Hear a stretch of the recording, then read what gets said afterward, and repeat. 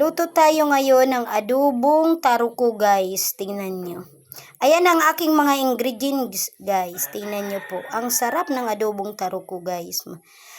Ito ang masarap kong kainin ngayon guys. Gagawin bawang. Ayan. Bawang muna. Pagluluto sa adobong taruko. Bawang.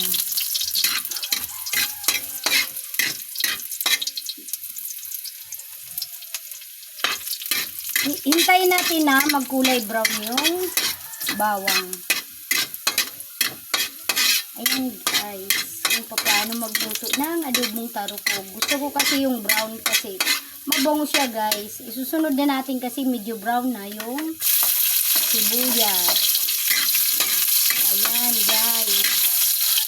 Tapos halo-halo lang tayo guys. Isusunod natin yung tarukog. Ayan. Ayan guys. Ganun lang kadali guys.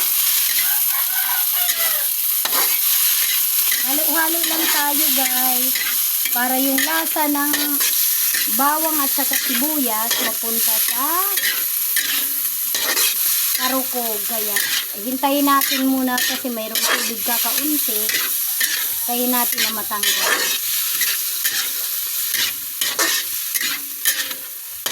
O, yun pa, diba? Mayroon pa. Ayan. Tatakpan muna natin, guys. Hintayin natin ng ilang minuto bago lagyan natin ng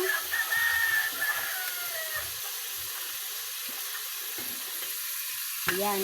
Lagyan na natin. Pampalasa siya, guys. Yun.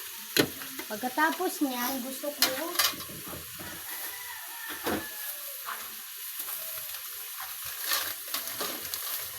ko kasi yung medyo matamis-tamis siya guys. Kaya lalagyan ko siya ng asukal guys para masarap.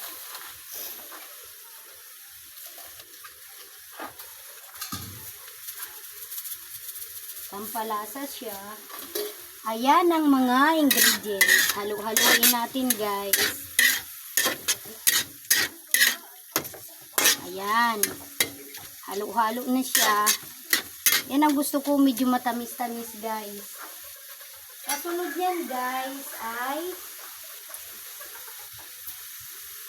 ang ating pampabango.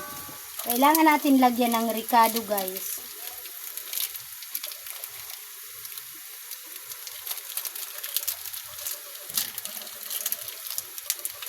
Lalagyan natin ng ricado para lalong pampasarap. Ayan. Yan yung pampabango. May ricado siyang nakalagay. Mabango siya guys.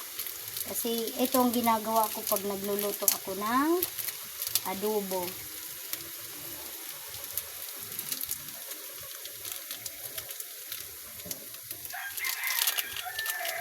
Lagay-lagay tayo. Pagkatapos, hahaluin na natin siya guys. Ayan, halo-halo lang.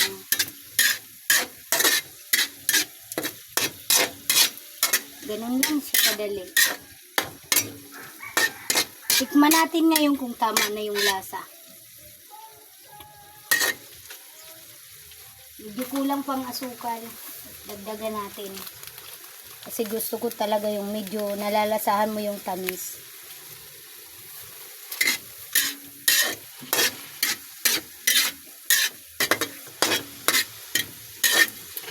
Takpan natin guys ng ilang minuto.